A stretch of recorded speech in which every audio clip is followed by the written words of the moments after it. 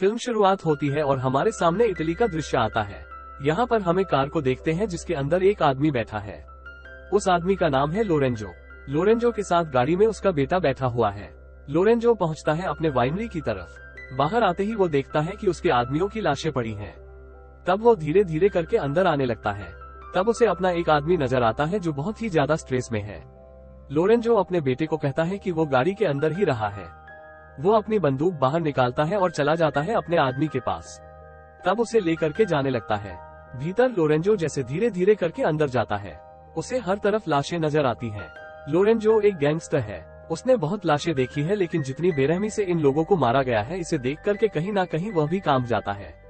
थोड़ी देर चलने के बाद वो अंदर जाता है। तब उसकी नजर पड़ती है रॉबर्ट पर। वो अंदर बैठा हुआ है। रॉबर्ट ने इन सारे लोगों को मारा है, लेकिन उसे देख करके ऐसा लगता है कि जैसे उसे इस बात से कोई फर्क नहीं पड़ता। लोरेंजो को लोगों ने उस पर बंदूक तानकर कह रखा है। लोरेंजो जाता है सामने रॉबर्ट के और उसे देख करके कहता है कि मुझे भरोसा नहीं हो रहा कि इन सारे लोगों को तुमने मारा है। आखिर तुम यहाँ पर क्यों आए हो? तुम क्या चाहते हो? रॉबर्ट कहता है कि जो चीज तुम्हारी नहीं थी उसे तुम्हें नहीं लेना चाहिए था। तुम्हें अब उसका खामियाजा भुगतना पड़ेगा। तुम्हारे पास सिर्फ 9 सेकंड का वक्त है। जल्दी से अपने गुनाहों को कबूल करो और जिसकी जो चीज है उसे लौटाने के लिए तैयार हो जाओ। वो अपनी घड़ी में टाइमर को स्टार्ट करता है, लेकिन लोरेंजो कुछ भी नहीं बोलता। जैसे ही 9 सेकंड का वक्त खत्म होता है, रॉबर्ट टूट पड़ता है, पर वो एक ही झटके में 3 लोगों को मार गिराता है और गोली चला देता है लोरेंजो पर। तब लोरेंजो रिंग करके जाने लगता है। आगे रॉबर्ट बंदूक उठाता है और कहता है कि मैं तुम्हारी चीखें सुनना चाहता हूँ। फिर वो उसके पैर में गोली मारता है। तब लोरेंजो चीखने लगता है। चीखने के बाद वो दीवार से अपनी पीठ को टेक करके बैठ जाता है। तब रॉबर्ट सीधा गोली मारता है उसके भेजे में और यहीं पर लोरेंजो की मौत हो जाती है। तब वो उसकी चाबी लेता है और आने लगता है। बाहर आने के बाद उसके पीछे गोली चलती है तो रॉबर्ट पीछे घूम करके देखता है कि आखिर उसे किसने गोली मारी है। तब वो देखता है कि एक बच्चा है, लोरेंजो का बच्चा, लेकिन रॉबर्ट किसी भी बच्चे को नहीं मारना चाहता। तब वो दूसरी तरफ गोली चलाता है और बच्चा यहाँ से भाग जाता है। अब रॉबर्ट की हालत खराब हो रही है। वो कार के अंदर बैठता है और जाने लगता है। यहाँ से थोड़ी दूर रोड पर आने के बाद वो बेहोश होने लगता है। तब यहाँ पर आता है यहाँ का लोकल पुलिस वाला। वो जैसे ही रॉबर्ट को देखता है, वो समझ जाता है कि इसे बहुत सारे लोगों ने मिलकर कर मारा है। जरूर गैंगस्टर्स ने। तब उसे हॉस्पिटल लेकर के नहीं जाता, वरना ये पुलिस केस बन जाएगा। वो उसे लेकर के आता है एक लोकल डॉक्टर के पास, जिसका नाम है, जो उपचार करना शुरू कर देता है रॉबर्ट का। थोड़े समय के बाद जैसे ही रॉबर्ट को होश आता है, एंजो उससे कहता है कि तुम्हें बहुत सारी गोलियां लगी थी। मैं तुमसे ज्यादा सवाल नहीं पूछूंगा। मेरा सिर्फ एक ही सवाल है कि तुम्हें अच्छे इंसान हो या बुरे इंसान हो। तो रॉबर्ट थोड़ी देर तक सोचता है और कहता है कि मुझे पता नहीं। वो उठने की कोशिश करने लगता है तो वो उसे दोबारा सुला देता है। 3 दिनों के बाद होश आता है रॉबर्ट को। तब वो आता है बाहर। अब उसके शरीर में इतनी ताकत है कि वो चल फिर सकता है। एंजो उसे एक छड़ी देता है और कहता है कि तुम 3 दिनों के बाद बाहर आए हो। अगर तुम्हें शहर देखना है तब तुम घूम सकते हो। तो रॉबर्ट चला आता है बाहर। वो इस पूरे शहर में घूमता है। ये बहुत ही छोटा शहर है, बड़े शहरों से बिल्कुल दूर। जब यहाँ पर घूम रहा होता है, तभी जाकर बैठ जाता है कैफे में और अपने टेबल के ऊपर टिश्यू को फैलाने लगता है। तभी यहाँ की वेट्रेस बाहर आती है, जिसका नाम है अमीना, और वो रॉबर्ट के लिए कॉफी रखती है। तभी यहाँ पर वही पुलिस वाला आता है जो रॉबर्ट को यहाँ पर लेकर के आया था। वो अपना नाम बताता है, जियो बुनोजी। उसके साथ उसकी बेटी है जिसका नाम है गैब्रिएला। जैसे ही यहाँ से जाती है, जीव रॉबर्ट के कार की चाबी उसे देता है और कहता है कि मैं तुमसे बिल्कुल भी सवाल जवाब नहीं करूंगा। तुम्हारे साथ जो कुछ भी हुआ वो किसी आम इंसान के साथ नहीं होता, इसीलिए मैं कुछ नहीं पूछना चाहता। वो चाबी देता है और कहता है कि तुम्हारी गाड़ी में जितनी भी चीजें थी, मैंने उनको भी चेक नहीं किया, क्योंकि मैं बिल्कुल भी नहीं जानना चाहता कि तुम कौन हो। इतना कहने के बाद वो यहाँ से चला जाता है। तभी हमारे सामने CIA के ऑफिस का दृश्य आता है। यहाँ पर हम एक लड़की को देखते हैं जिसका नाम है कॉलिन। उसके पास रॉबर्ट कॉल करता है और वाइनरी के कोऑर्डिनेटर को बता देता है ताकि सारे ऑफिसर वहाँ पर पहुँच सके। जब कॉलिन्स पूछती है कि तुम कौन हो, तब वो कहता है कि एक जिम्मेदार नागरिक। वो सारे कोऑर्डिनेट को बताने लगता है और कहता है कि तुम लोगों को जितनी जल्दी हो सके अपनी टीम को वहाँ पर भेजना चाहिए। कॉलिन्स को समझ में नहीं आता कि इस आदमी को इतनी सारी चीजें कैसे पता है। वो वही कहता है जो उसे पता है और यह कोई आम आदमी नहीं कर सकता। वो कहती है कि मैं कोऑर्डिनेट को लिख लेती हूँ। रॉबर्ट कहता है कि मैंने ऑलरेडी कोऑर्डिनेट को बोल दिया है और यह कॉल रिकॉर्ड हुआ होगा, तुम वहाँ से निकाल सकते हो। सारे डिटेल्स को इतना कहने के बाद कॉल काट देता है। तब कॉलिन सैटेलाइट से सारी तस्वीरें देखने लगती है। उस वाइनरी की दूसरी तरफ अब रॉबर्ट यहीं पर समय बिता रहा है। वो रोज बाहर टहलने निकलता है और यहाँ के लोकल लोगों से दोस्ती करने लगता है। रात में जब रॉबर्ट सोता है तब उसे पूरी बात याद आती है कि उसने वाइनरी में कैसे लोगों को मारा था। वो एक एक चीज को रिकॉल करने लगता है, लेकिन ये दृश्य उसे परेशान करते हैं। अगले दिन वो बाहर आता है और आकर के बैठ जाता है फिर से कैफे में लंच करने के लिए। तभी उसकी नजर पड़ती है एक लड़के जो कैफे के मालिक से एक इन्वेलप लेता है और बाहर जाकर के दे देता है मार्क नाम के बाइकर को। तभी अमीना यहाँ पर आती है और बात करने लगती है रॉबर्ट से। रॉबर्ट जैसे जैसे यहाँ पर समय बिताता है उसकी दोस्ती होने लगती है सारे लोगों से। लेकिन इसी बीच वो बार बार उन बाइकर्स को देखता है जो यहाँ पर आते हैं और सारे लोगों से हफ्ता वसूल करते हैं। इसी बीच मार्क को जाता है एंजेलो नाम के आदमी के दुकान में और उसे कहता है कि उसे हफ्ता चाहिए। एंजेलो कहता है कि उसका धंधा बहुत ही मंदा चल रहा है, के पास बिल्कुल भी पैसे नहीं है। तो मार्को उसे बड़ी बेरहमी से पीटने लगता है। पीटने के बाद कहता है कि अगले वीक मैं वापस आऊंगा तो मुझे डबल पैसे चाहिए। इतना कहने के बाद वो जैसे ही बाहर आता है उसकी नजर पड़ती है रॉबर्ट पर। रॉबर्ट जिस तरीके से मार्को को देखता है वैसे मार्को को पहले किसी ने नहीं देखा, लेकिन मार्को इन बातों को इग्नोर करके यहाँ से निकल जाता है। तभी हमारे सामने नेपल्स शहर का दृश्य आता है। मार्को अपने सारे गैंग के साथ पहुंचता है शहर में और मिलता है अपने बड़े भाई से जिसका नाम है विंसेंट। विंसेंट यहाँ का सबसे बड़ा गैंगस्टर है। विंसेंट अभी एक अपार्टमेंट के भीतर बैठा हुआ है जो अपार्टमेंट का मालिक है। उससे वो कहता है कि मुझे इस अपार्टमेंट को खरीदना है, लेकिन आदमी मना कर देता है। तो विंसेंट आता है और मिलता है अपने भाई मार्गो से। तभी विंसेंट के आदमी अपार्टमेंट के मालिक को खिड़की से लटकाकर मार देते हैं, यानी कि विंसेंट को कोई भी ना नहीं कह सकता। विंसेंट मार्को को कहता है कि जितने ज्यादा पैसों की वसूली कर सकते हो करो, मैं कुछ बहुत ही बड़ा प्लान कर रहा हूँ। तभी हम रॉबर्ट को देखते हैं जो एंजेलो की दुकान में आता है मछलियाँ खरीदने के लिए। यहाँ पर अमीना भी है। जब वो मछलियाँ ले लेता है तब एंजेलो से पूछता है कि कितने पैसे हुए। एंजेलो कहता है कि हम तुमसे पैसे नहीं ले सकते, तुम हमारे मेहमान हो। रॉबर्ट उसे बार बार पैसे देने की कोशिश करता है लेकिन एंजेलो नहीं मानता। तभी दूसरी तरफ हमारे सामने वाइनरी का दृश्य आता है। यहाँ पर कोलिन आ चुकी अपनी पूरी टीम को लेकर गई। जैसे ही ये लोग अंदर आते हैं इन्हें बहुत सारा ड्रग्स मिलता है और उसके साथ साथ $11 मिलियन मिलते हैं, वो भी कैश कॉलिंस का बॉस। फ्रैंक इस चीज को देखकर आश्चर्यचकित रह जाता है कि इतनी बड़ी चीज उनके रडार से कैसे गायब थी और अब तक इन्हें इस जगह के बारे में भनक तक नहीं लगी थी। वो कॉलिंस को कहता है कि जिसने भी तुम्हें इस जगह के बारे में बताया था उसकी पूरी हिस्ट्री निकालो और उसके पास जाओ, उसके पास और भी जानकारियां होंगी, वो कोई आम आदमी नहीं है। तभी हम रॉबर्ट को देखते हैं जिसके जख्मों को देख रहा है। जख्मों को देखने के बाद कहता है कि अब तुम पूरे तरीके से ठीक हो चुके हो, तुम्हें चिंता करने की कोई जरूरत नहीं है। रॉबर्ट कहता है कि क्या मैं तुमसे कुछ पूछ सकता हूँ? जब तुमने मुझे घायल हालत में पाया मुझे बहुत सारी गोलियां लगती और आम आदमी को इतनी गोलियां नहीं लगती, तुमने मेरा इलाज क्यों किया? कोई भी होता तो सबसे पहले पुलिस वालों को इत्तला करता जो कहता है कि मैंने तुमसे एक सवाल पूछा था कि तुम अच्छे इंसान हो या बुरे इंसान। तुमने उसका जवाब दिया था कि तुम्हें पता नहीं, और ऐसा जवाब सिर्फ एक अच्छा इंसान देता है। और रॉबर्ट एंजो का शुक्रिया अदा करता है। वो अपनी चीजों को पैक करता है और निकलने लगता है यहाँ से जाने के लिए। तभी वो देखता है कि यहाँ के सारे लोग भाग रहे हैं। तब वो जाने लगता है कि आखिर ये लोग कहाँ पर जा रहे हैं। वो देखता है कि एंजेलो के पूरे दुकान को जला दिया गया है। एंजेलो ने अपनी पूरी जिंदगी इसी दुकान में बिताई है। उसके परिवार का खर्चा इसी दुकान से चलता था। उसकी बेटी ने अंदर पेंटिंग्स लगा करके रखी थी, वो सारी भी अब जल चुकी है। एंजेलो फूट फूट कर रोने लगता है। तब सारे लोग उसे संभालते हैं। रॉबर्ट दूसरी तरफ देखता है। मार्को अपने सारे लोगों के साथ खड़ा है, उसी ने इस दुकान को जलाया है। इस चीज को देखने के बाद रॉबर्ट निश्चय करता है कि वो इस शहर को छोड़कर नहीं जाएगा जब तक वो सारे मामले को ठीक नहीं कर देता। अगले दिन सारे यहाँ के लोग मदद करने लगते हैं एंजेलो की, ताकि वो अपने दुकान का दोबारा सेटअप कर सके। वहीं दूसरी तरफ हम जियो को देखते हैं जो पूरे शहर के सीसीटीवी फुटेज को देखता है। उसे कार के बारे में पता लगता है तो वो सारी रिपोर्ट भेज देता है अपने डिपार्टमेंट को इन सारे लोगों पर कार्रवाई हो जिसने एंजेलो की दुकान को जलाया है। दूसरी तरफ धीरे धीरे करके रॉबर्ट और भी करीब होते जा रहा है। शहर के वो यहीं पर रहता है और अमीना से मिलता है। अमीना उसे बाहर डिनर पर चलने के लिए कहती है। वो लोग शहर में घूमते हैं और रात में कबाब खाते हैं। अगले दिन दोबारा आकर रॉबर्ट बैठ जाता है कैफे में। तभी यहाँ पर हम कोलिन को देखते हैं जो चुपके से फोटो खींचने की कोशिश कर रही है रॉबर्ट की। रॉबर्ट उसकी तरफ घूमता है और कहता है कि अगर तुम्हें मेरी फोटो लेनी है तो अच्छी फोटो लो।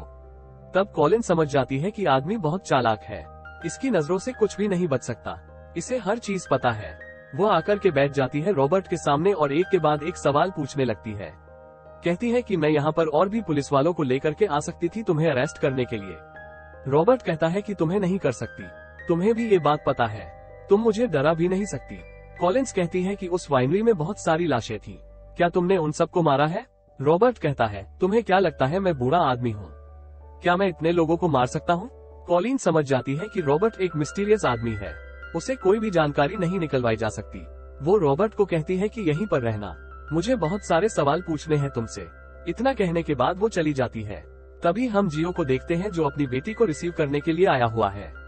जैसे ही वो स्कूल के बाहर आकर खड़ा होता है, उसे कॉल आता है और माको के लोग बताते हैं कि हमारे काम से दूर रहो वरना हम तुम्हारी बेटी को मार देंगे। तब वो भागता हुआ पहुंचता है अपने घर पर। जैसे ही वो घर के अंदर दाखिल होता है, वो लोग उसे पीटना शुरू कर देते हैं। बड़ी बेरहमी से वो लोग इसे पीटते हैं और धमकी देते हैं कि अगर दोबारा वो उनके रास्ते में आया या कुछ भी इन्वेस्टिगेटिव करने की कोशिश की तो वो अपने पूरे परिवार से हाथ धो बैठेगा। इतना कहने के बाद वो चले जाते हैं। तब अपने जख्मों का उपचार करवाने के लिए जियो पहुंचता है।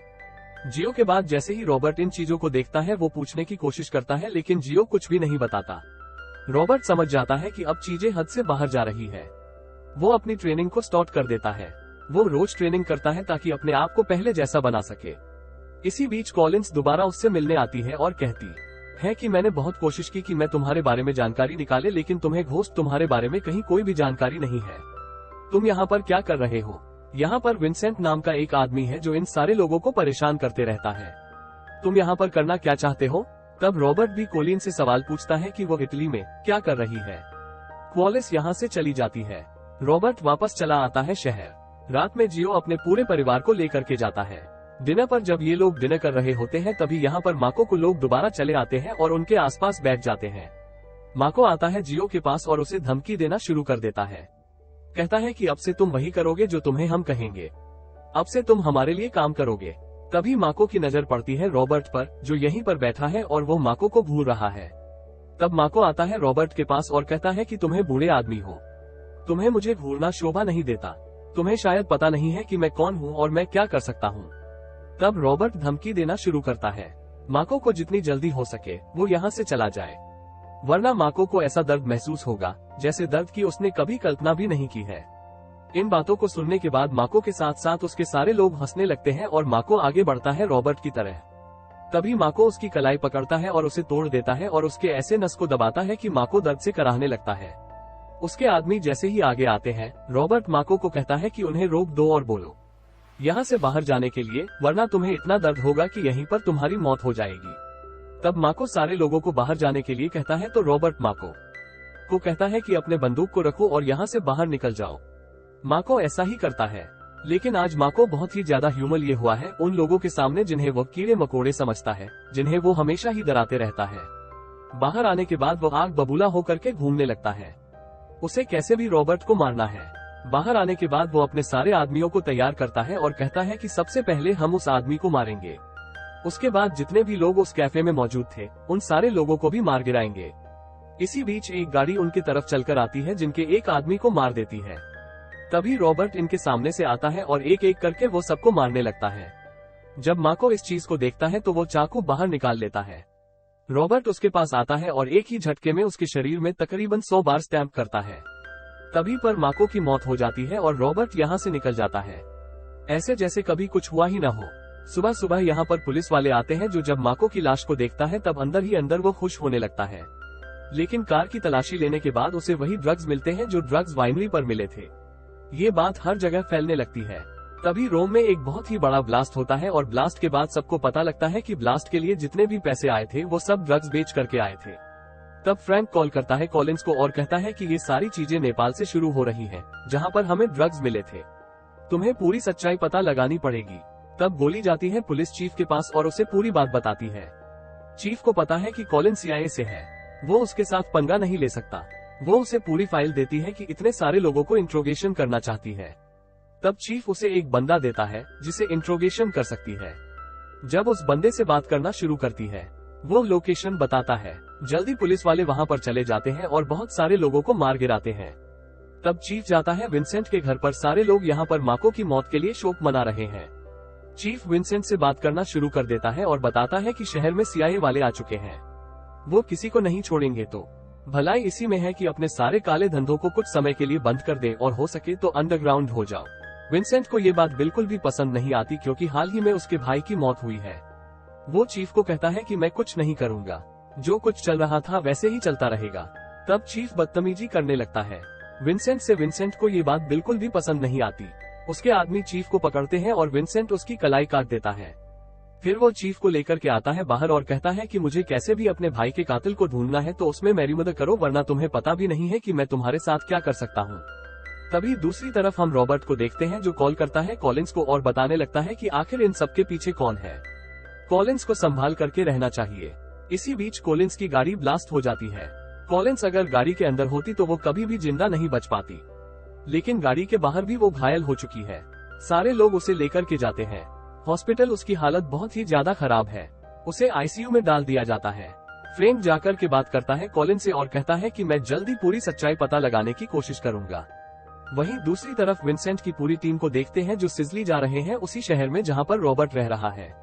अंदर जाने के बाद वो सबसे पहले जीप को पकड़ते हैं और बीच चौराहे पर उसे बैठा देते हैं। फिर विंसेंट चिल्लाने लगता है कि जिसने भी उसके भाई को मारा है वो सामने आए। तब तक शहर के सारे लोग यहाँ पर आ जाते हैं। वो कहता है कि अगर वो आदमी सामने नहीं आया तो वो सबसे पहले जीप को मारेगा, उसके बाद एक एक करके शहर के सारे लोगों को मार देगा। इतना कहते ही वो जियो के कान के पास गोली चलाता है। तभी यहाँ पर रॉबर्ट आकर चिल्लाता है कि मैंने तुम्हारे भाई को मारा है। मुडो खाली बंदूक लेकर के सामने आ जाता है। वो विंसेंट को कहता है कि इन लोगों का कोई भी हाथ नहीं है तुम्हारे भाई को मारने में। उसे मैंने मारा क्योंकि उसे बातें समझ में नहीं आ रही थी। उसे मैंने समझाने की कोशिश की मगर वो अपनी जिद पर अड़ा रहा। अगर तुम बदला लेना चाहते हो तो मुझे बंधक बना करके यहाँ से लेकर के चले। यहाँ पर खून खराबा करने की कोई जरूरत नहीं है। तब विंसेंट कहता है कि मैं तुम्हें यहीं पर मारूंगा ताकि शहर के सारे लोगों को सबक मिले। जो भी मुझसे पंगा लेगा उसका यही हश्र होगा। इतना कहते ही वो बंदूक तान देता है तो रॉबर्ट उसके सामने अपने दोनों हाथों को खोल देता है और कहता है कि अगर तुम्हें मुझे सच में मारना है तो मारो। लेकिन विंसेंट गोली चलाता उससे पहले इंजॉय गोली चलाता है और कहता है कि हमारे सामने तुम इसे नहीं मार सकते, ये हमारे परिवार का हिस्सा है। तब एक एक करके सारे लोग सामने आने लगते हैं। सब अपने फोन्स को बाहर निकाल लेते हैं और कहते हैं कि हम तुम्हें रॉबर्ट को नहीं मारने देंगे। इन चीजों को देखने के बाद विंसेंट भी समझ जाता है कि अगर इतने लोगों के सामने उसने मारा रॉबर्ट को, तब सारी चीजों को रिकॉर्ड कर लेंगे और एक ही झटके में विंसेंट हर तरीके से खत्म हो सकता है। वो रॉबर्ट को कहता है कि मैं दोबारा वापस आऊंगा और इस बार तुम जिंदा नहीं बचोगे। रॉबर्ट कहता है कि मैं तुम्हारा इंतजार करूंगा। विंसेंट लोगों को लेकर के यहाँ से निकल जाता है। घर आते ही ये लोग दोबारा प्लानिंग करते हैं कि अगले दिन ये लोग शहर में आएंगे और सबको खत्म कर देंगे। विंसेंट जाकर के आराम से सो जाता है। उसके सारे लोग बाहर पहरा दे रहे हैं। तभी विंसेंट के सुपर कार के पास से आवाज आती है। उसका गार्ड देखने जाता है। तब रॉबर्ट हमला कर देता है उस पर और उसे मार गिराता है। रॉबर्ट जानता है कि ये सारे लोग सुबह सुबह आकर के हमला कर देंगे, इसीलिए वो रात में ही सबको खत्म करना चाहता है। अंदर आते ही वो दूसरे आदमी को मारता है। तब हम 3 लोगों को देखते हैं जो पत्ते खेल रहे हैं। अचानक यहाँ की बिजली चली जाती है। जब तक लोग अपने आप को संभालते और रॉबर्ट इन तीनों को मार गिराता है। फिर वो एक मेटल की रॉड उठाता है और उस आदमी को मारता है जो यहाँ पर कैमरे पर नजर रखे हुए है। तभी विंसेंट को देखते हैं जिसके माथे पर खून की बूंदें गिरने लगती हैं। तब उसकी आंखें खुलती हैं। वो देखता है कि चारों तरफ खून ही खून है। तभी उसके ऊपर की छत टूटती है और उसके आदमी की लाश लटक जाती है। उसके सामने विंसेंट डर जाता है और वो नीचे नंगे पैर चलने लगता है, जहाँ पर हर तरफ कांच के टुकड़े फैले हुए हैं। वो बंदूक उठाता है और धीरे धीरे आने लगता है बाहर। तभी उस पर रॉबर्ट आकर के हमला कर देता है और विंसेंट बेहोश हो जाता है। थोड़ी देर के बाद जब उसकी आंखें खुलती हैं, तब वह देखता है कि रॉबर्ट ने उसे मेटल के वायर से बांध रखा है। थोड़ी देर के बाद रॉबर्ट कहता है कि तुम्हारे पास सिर्फ 6 मिनट का वक्त है। मैंने तुम्हें वही गोलियां दी हैं जो तुम पूरे शहर में बेचते हो और मासूम लोग मारे जाते हैं। इतना कहने के बाद उसकी सारी की सारी रस्सियां खोल देता है और कहता है कि 6 मिनट है तुम्हारे पास। अगर भाग करके तुम हॉस्पिटल पहुंच गए तब तुम्हारी जान बच सकती है। विंसेंट बाहर भागना शुरू कर देता है और रॉबर्ट उसके पीछे पीछे आ रहा है। रेंगते हुए जैसे ही विंसेंट बाहर आता है, ये गाड़ी उसे टक्कर मार देती है। तब वो दोबारा रेंगने लगता है। उसके पीछे पीछे रॉबर्ट घूम रहा है जैसे कि विंसेंट उसका कुत्ता हो। बहुत देर रेंगने के बाद ऐसे ही मौत हो जाती है। विंसेंट की रॉबर्ट उसे थोड़ी देर देखता है और सेब खाता हुआ यहाँ से निकल जाता है जैसे कि कभी कुछ हुआ ही ना हो। वहीं दूसरी तरफ पुलिस वाले हर जगह रेड मार रहे हैं। वो इस ड्रग से जुड़े हुए सारे लोगों को गिरफ्तार कर लेते हैं। तभी रॉबर्ट आता है। हॉस्पिटल में कॉलिन से मिलने के लिए कॉलिन का शुक्रिया अदा करती है क्योंकि उसने उसकी जान बचाई है। रॉबर्ट एक बैग रखता है उसके पास जिसमें बहुत सारा कैश है। कॉलिन पूछती है कि यह पैसे किन के लिए है। रॉबर्ट एक बूढ़े आदमी का नाम लेता है जो बॉस्टन में रहता है। उसने अपनी पूरी जिंदगी में जितने भी पैसे बनाए थे उसके पेंशन को मिला करके एक आदमी ने उसके अकाउंट से सारे पैसों को चुरा लिया। तब रॉबर्ट ने उसके पैसों को ट्रेस करना शुरू किया और वहां से उसे पता लगा इस वाइनरी के बारे में। वो अंदर आया और उसने सारे लोगों को मार दिया। मारने के बाद वो गया उनके वॉल्ट के पास और अंदर से उतने ही पैसे निकाले जितने पैसे उस बूढ़े आदमी के बनते हैं। रॉबर्ट चाहता है कि कॉलिन इन सारे पैसों को ले और बॉस्टन जाकर के उस बूढ़े आदमी को दे दे। कॉलिन कहती है कि वो बूढ़ा आदमी जरूर तुम्हारे लिए खास होगा। रॉबर्ट कहता है कि उस बूढ़े आदमी से बस मैं एक बार मिला हूँ। इतना कहने के बाद वो यहाँ से निकल जाता है। तब कॉलिन पहुँचती है बॉस्टन और मिलती है उस बूढ़े आदमी से और सारे पैसे दे देती है। तब वो बूढ़ा आदमी रोने लगता है। जल्दी वो घर से बेघर होने वाले थे लेकिन अब वो अपने घर को बचा सकते हैं। इन चीजों को देखने के बाद कॉलिन को बहुत खुशी होती है। वापस चली आती है अपने ऑफिस में। तब उसे कोरियर मिलता है। वो देखती है कि रॉबर्ट ने कॉलिन की माँ की डायरी को भेजा है उसके पास। तब हमें पता लगता है कि कॉलिन सुजेन और ब्रायन की बेटी है जो रॉबर्ट के सबसे अच्छे दोस्त हुआ करते थे। इसलिए रॉबर्ट ने कॉलिन को चुना। अपनी माँ की डायरी को पढ़ने के बाद कॉलिन बहुत खुश होती है। तभी हमारे सामने सिजली का दृश्य आता है। यहाँ के सारे लोग सेलिब्रेट कर रहे हैं। इनके फेवरेट फुटबॉल की टीम जीती हुई है। रॉबर्ट भी इनके साथ खुशियाँ मना रहा है। वह भी अब यहीं पर रहने वाला है और इसी के साथ ये फिल्म यहीं पर खत्म हो जाती है। तो दोस्तों हमारी आज की यह वीडियो यहीं पर खत्म होती है। अगर आपको हमारी यह वीडियो पसंद आई हो तो इसे लाइक करें, शेयर करें और चैनल को सब्सक्राइब करें। Thank you.